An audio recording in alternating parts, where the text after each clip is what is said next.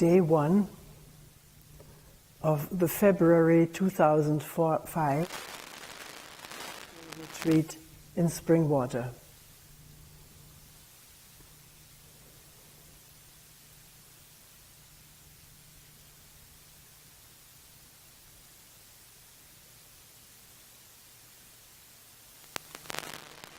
Usually on the first day we start with looking at listening or listening to our listening, sort of infusing more awareness into listening. How are we listening to a talk,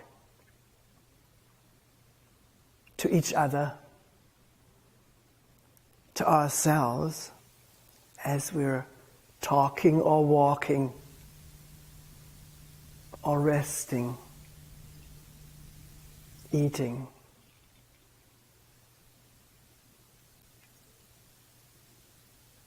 Last night we mentioned, can that listening become quieter and quieter, so that with the listening all of ourselves and our whole environment, our relationships, quiet down? Because the silence that is discovered in silent listening is a shared silence. It's not mine or yours. It is a marvelous silence that permeates everything, everyone, if we but start to listen in a new way.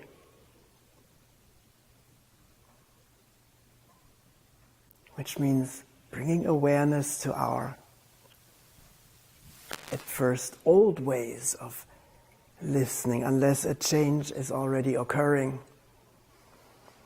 The change being what?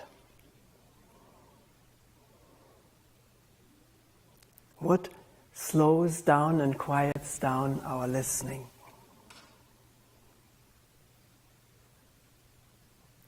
Is it more awareness of the running commentary that goes on in each human being about ourselves, about the others, about what we're seeing, hearing, wanting to happen? There's a constant editorializing, commenting on how things, not how they are, but how they should be and are not. Too bad.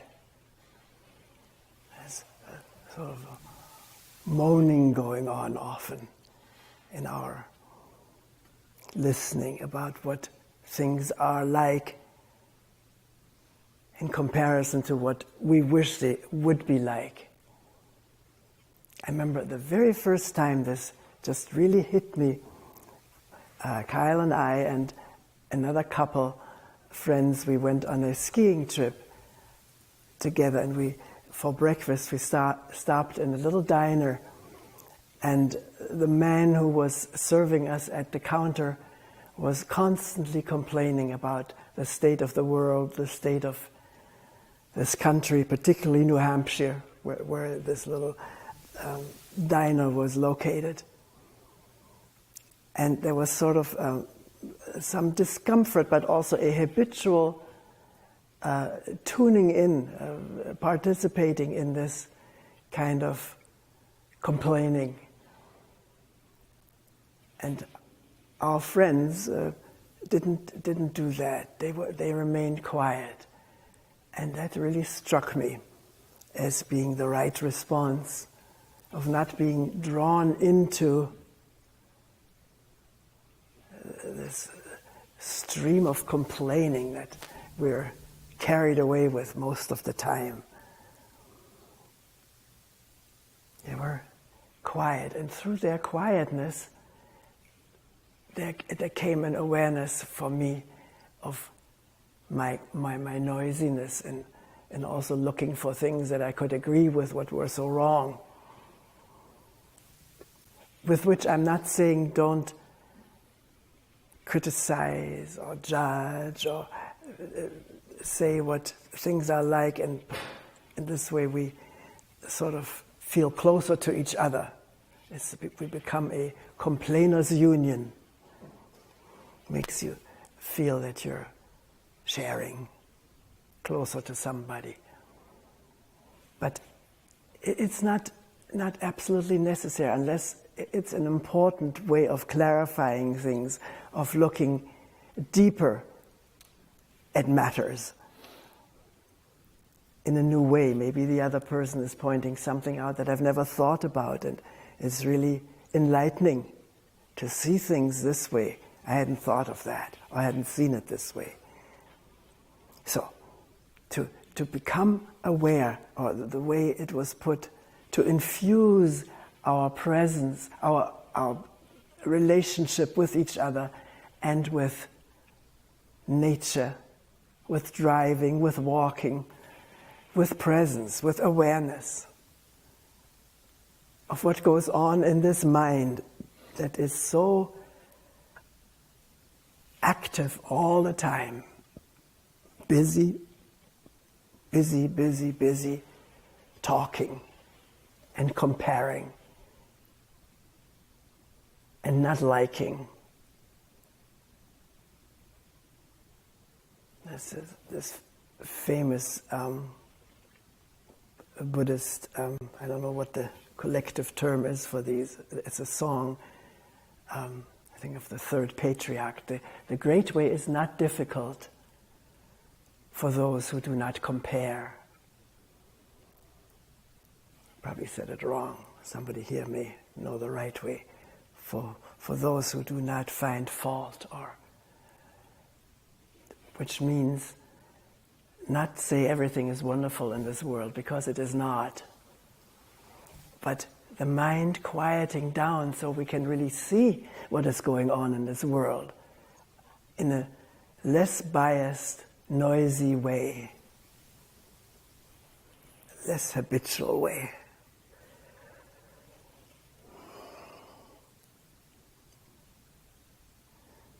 Gotta watch, I'm on television when I scratch my nose, everything itches in this body, so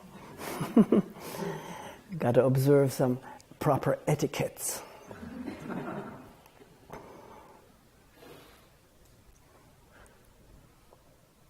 So what else noises up our listening? Just the fact that we're so occupied and preoccupied with ourselves, busy with ourselves. We have learned since the earliest of communication with our parents and brothers, sisters, or people who took care of us, to build images of ourselves, how we are seen. We're told what we are: naughty or nice, unruly, good, bad. I remember the first time I heard our neighbor yell at the kids, particularly the one boy that is in the family, "You are bad, you are a bad boy." And he was shouting it at this little kid, and I felt like just running over there. He's a nice guy, so is the little kid, saying, "Don't say these things, they do much more than you think." Because this little guy now has this growing impression that he's bad, as pronounced by his father, who is so important to him. Can we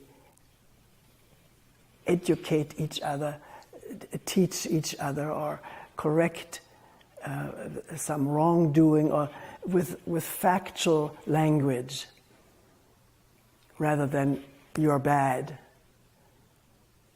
Rather say, don't do this with, don't hold your sister's head under the water too long.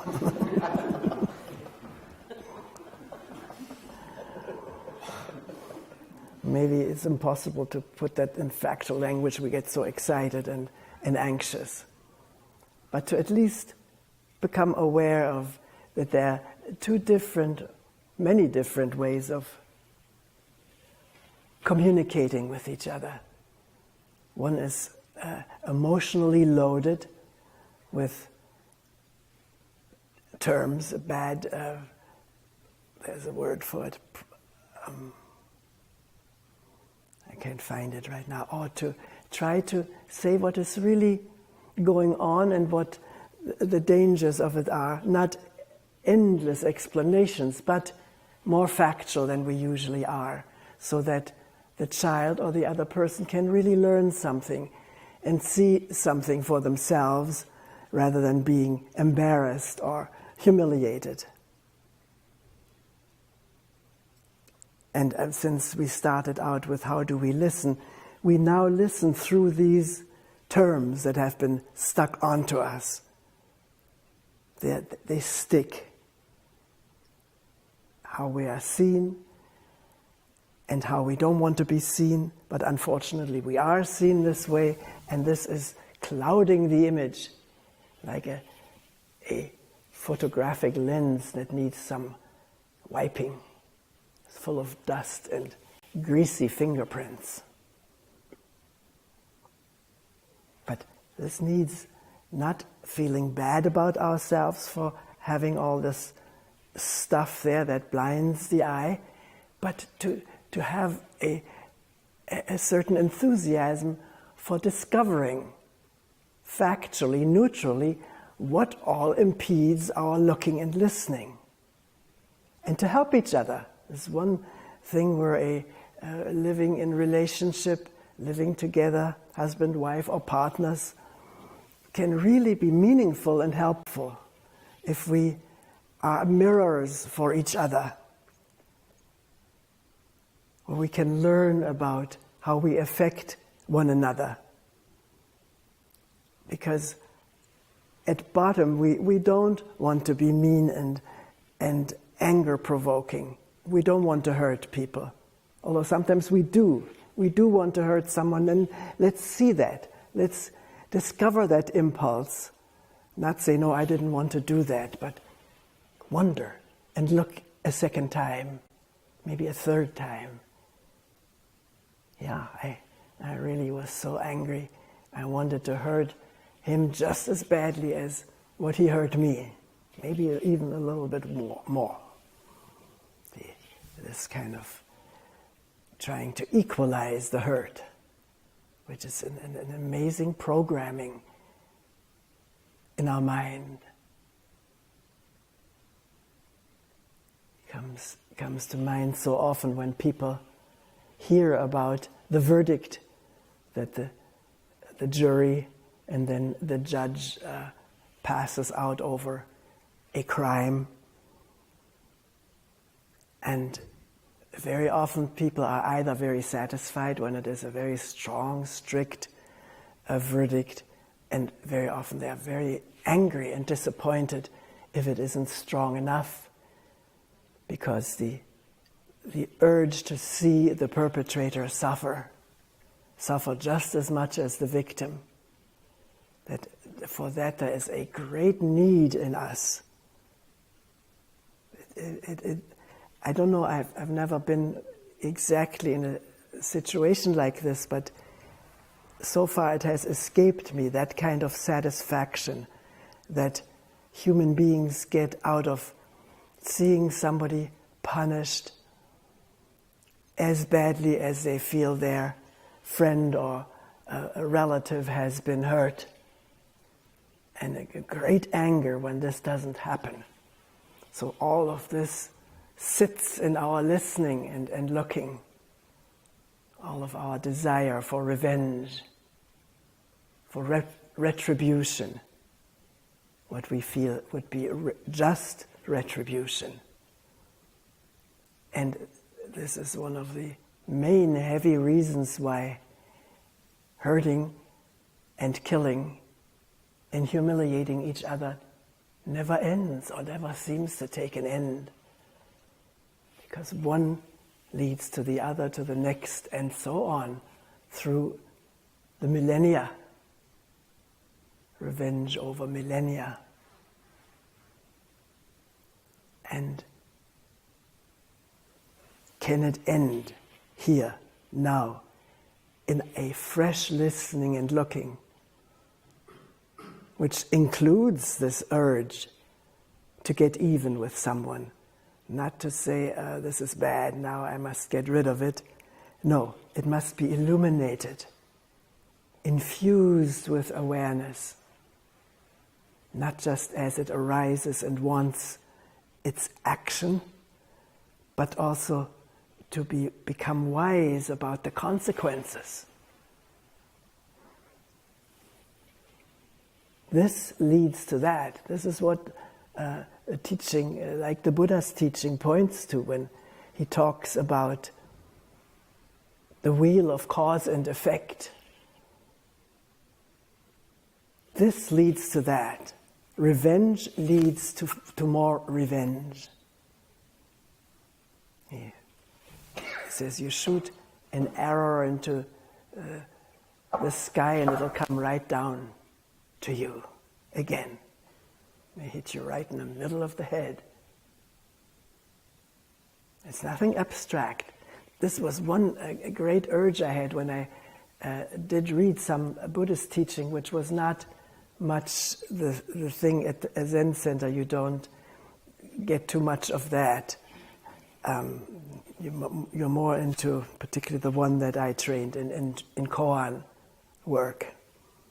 But I wanted to understand what sounded often so very abstract in terms of real life. How does it really apply to our moment-to-moment living and acting and relating? A great desire for that, a great momentum, which has never ceased to operate. And when in our questions or group dialogues, I ask people, could you put it a little bit more concretely? What do you really mean? I'm not criticizing how the person put it. I just want to understand it better. Very often I sense an immediate hurt on the part of the listener or the one who has spoken, thinking, oh, I said something wrong. No, I just didn't get it. Maybe I was too dense. I'm not assigning fault, but want to have everything put so clearly that we all are together in listening and understanding what somebody is trying to communicate. So, to watch it, are we already drawing into our shell like a turtle, pulling its little head into this huge crusty shell? Or can we keep the head out there and listen without drawing it in? Because when it's in, we can't see or hear anything except the darkness of a turtle shell. I don't know whether it's dark in there. I've never been in it. I know that the things that they make out of or used to make combs, they have some transparency, some light comes through. So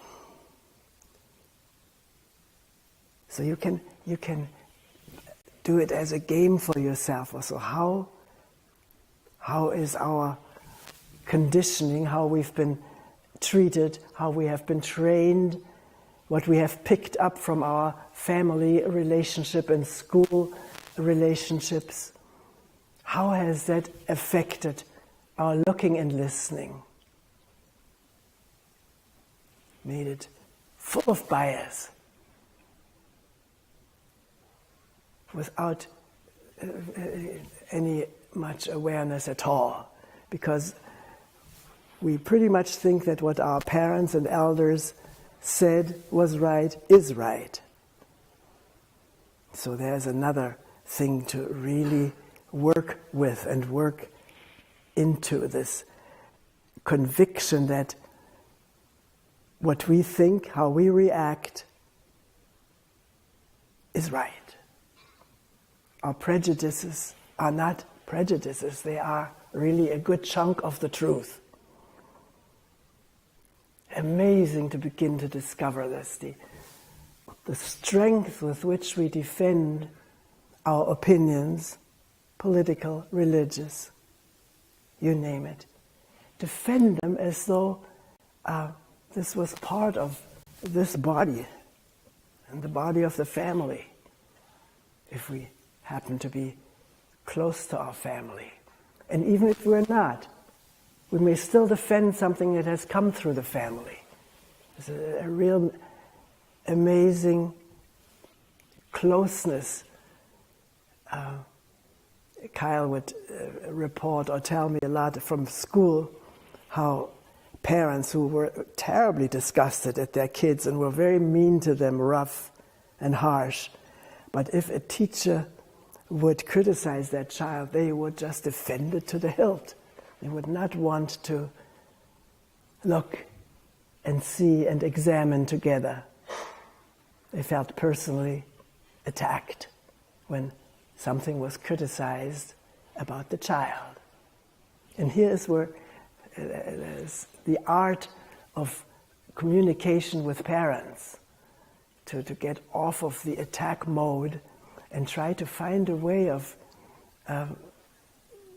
talking about the child that does not instantly provoke defenses or appear as rough criticism of the parent, because the parent feels responsible at such a moment. Not the rest of the time. Often there's an amazing irresponsibility because parents aren't often around. They don't know what their children are up to because they have to work a second or third job. So it's so intricate, our defense system. So to begin to trace it is a very worthwhile, intricate job. And a lot reveals itself about ourselves. And there can be a lot of freedom emerging from questioning all these defenses. Realizing I don't have to defend all this. All I need to look is this what is going on? And why is it going on? And does it have to continue? These are all such healthy questions. If we share them with each other, then we have a combined strength of opening something up, clarifying it, and being rid of the power of it, the power of defense. So, to listen with a minimum of defensiveness. In the beginning, we don't even know what this means because we don't realize how defensive we are. We talk about it so much in this work that we've all come to realize what a prickly thing this is. Like, what are these little animals called, which put out their, Porcupine, yes. As kids, we went to the zoo a lot, and we used to climb into the little outside area for the porcupine. The inside we couldn't get into, but they came outside, and then they left some of their needles. And boy, are they beautiful. We used to collect them and maybe give one to our father for, I don't know what, cleaning out a pipe or something. Very beautiful, but sharp, strong instruments, just to defend this little soft body. So we have a treasure of needles ourselves.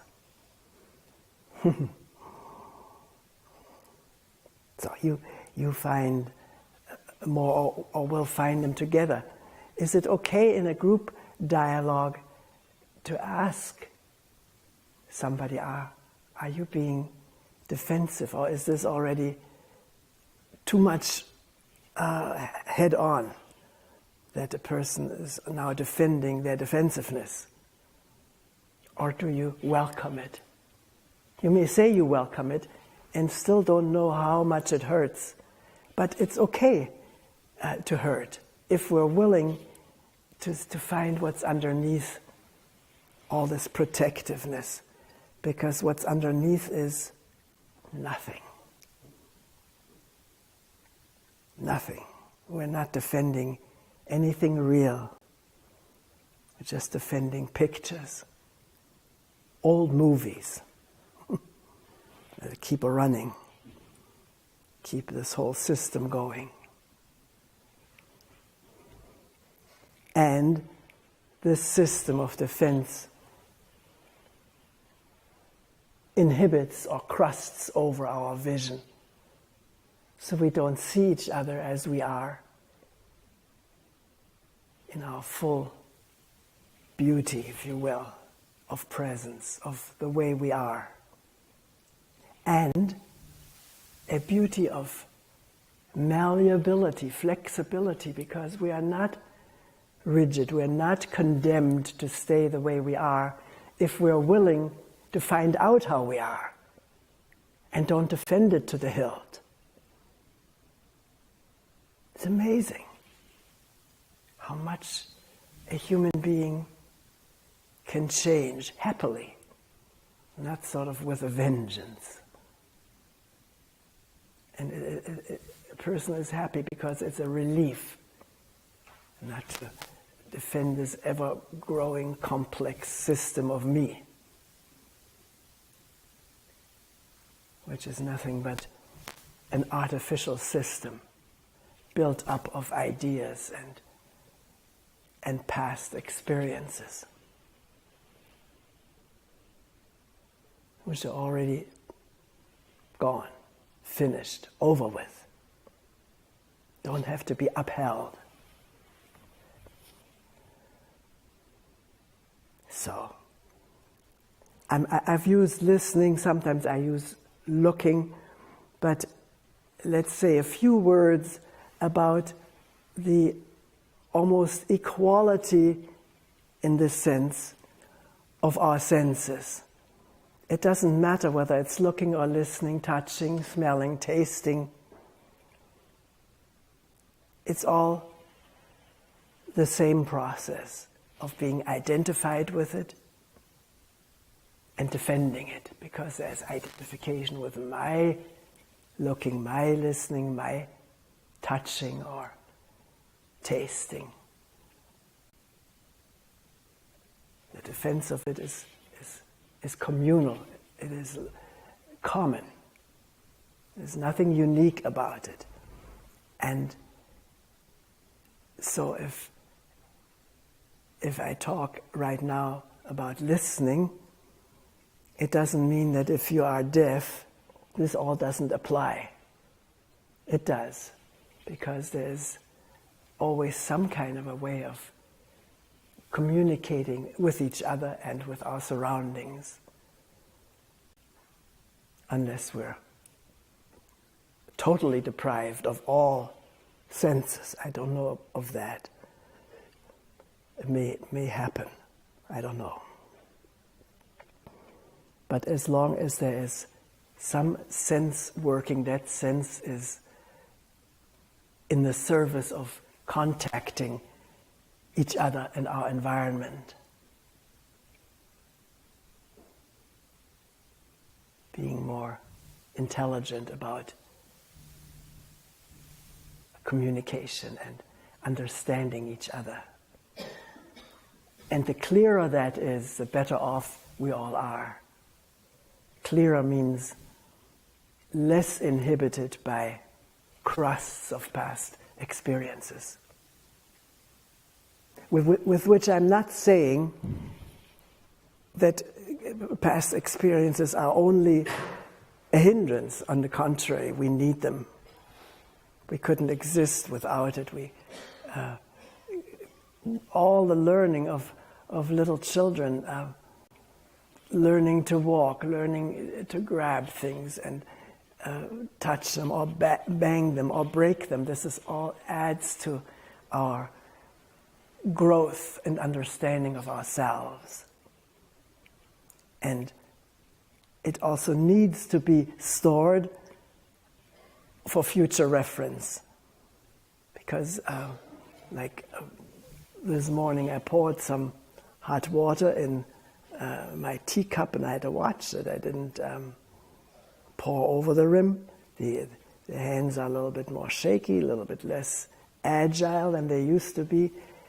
But there is knowledge there about where the stream of tea or water has to hit the glass in order not to go on the table or flow over.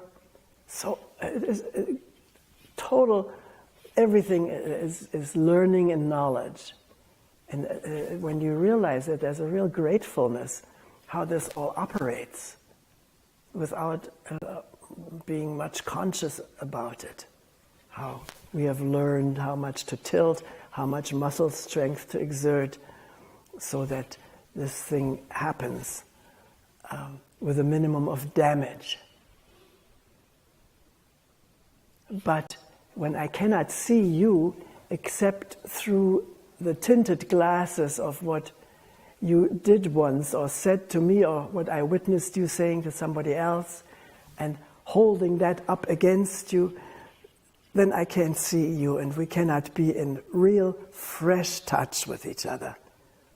And that is the essence of a good relationship, being in new, fresh touch with each other. So nice if I know that you have put aside what I did in the past or said. I don't mean I want to know that you forgot it. It's okay if you didn't forget it, but if it isn't held against me, it is seen as memory and does not blind our new contact of this moment, which can be loving and friendly, affectionate. It cannot be affectionate when this old stuff intrudes all the time.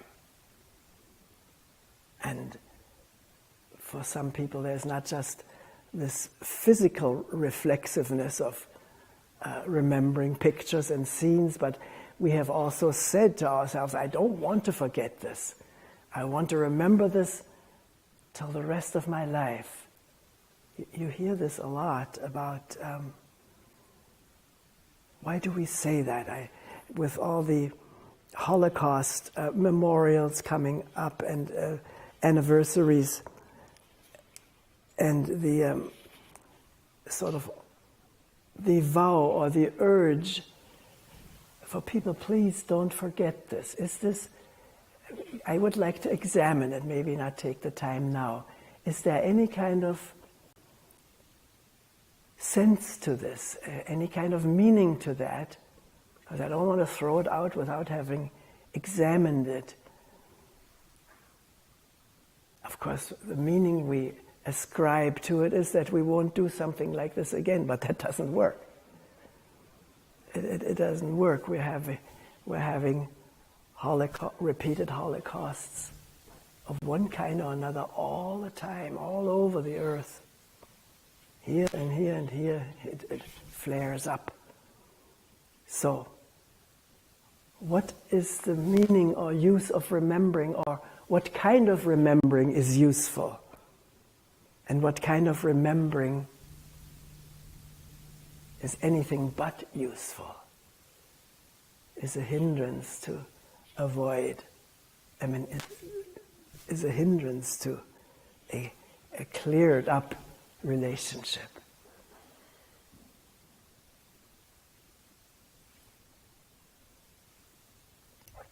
All of these are good questions that we could, if they interest us, we could discuss together or in the groups.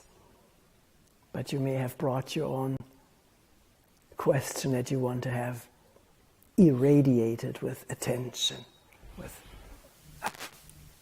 a probing mind.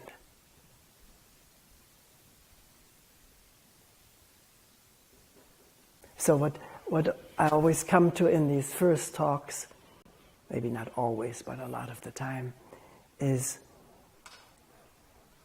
what is our relationship with each other? Because you've heard me often say that I do not want to be approached or seen as, treated as a teacher. By this, I don't mean that I don't teach. I've recently used the word more often, and I don't remember what connection right now because there isn't a better word around. But to illuminate something or to explain it, to clarify it, does not necessarily mean I'm teaching you this. In that there is implied some acceptance, or almost could be imposition. And what the word should really mean and radiate is clarifying so that you and I both understand well, clearly, what it is we're talking about. And that never happens by imposition, in which there's often involved fear of failing, getting marks, getting approval, or getting in Zen araksu, this bib that you wear, showing, at least at the Zen center where I came from, showing that you passed certain koans. That is not what I mean by teaching. The reason the word was dropped was that it implies so much of that. I think it is a learning together. Okay, I admit there is a certain facility that comes over the years of clarifying. It happens. You get better at it because you understand better the confusion in the human mind. This is why I so much welcome these groups, because they're sort of a mass demonstration of confusion. I don't mean to be putting anyone down, but because sometimes people say, I don't like to come to these things. I can't fathom how you can stand it for 20, 30 years to listen to all this, and there's no problem with it, because what is exposed every time is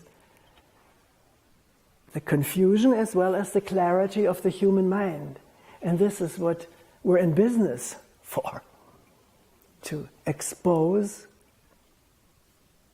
our confusion and maybe learn to clarify it, have insight into confusion. Actually, that's all is needed, is a genuine insight into confusion is the beginning of clarification. First you have to see the confusion, bright and shiny. And with that there may come all on its own clarification.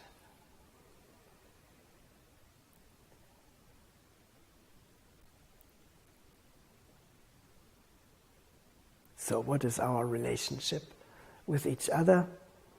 Maybe I've not just put it in few words, there could be lots of words, but to be in this together, in this exposing our confusions and trying to bring light into it, bring clarity into our confusion without malice, with a mutual affection.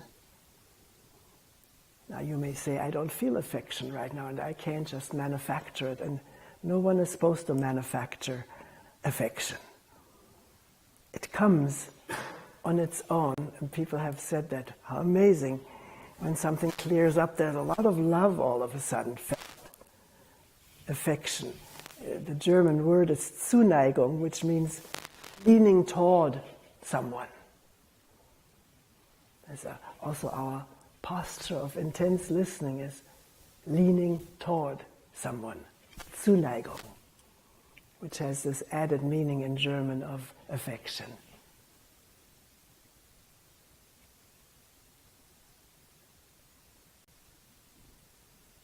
So maybe that's enough for today.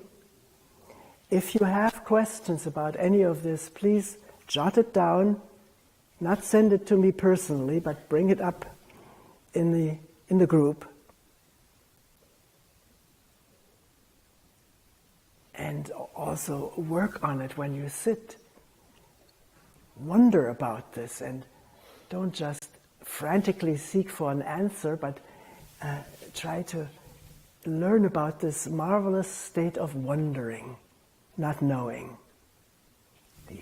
The question sustains itself in this wondering.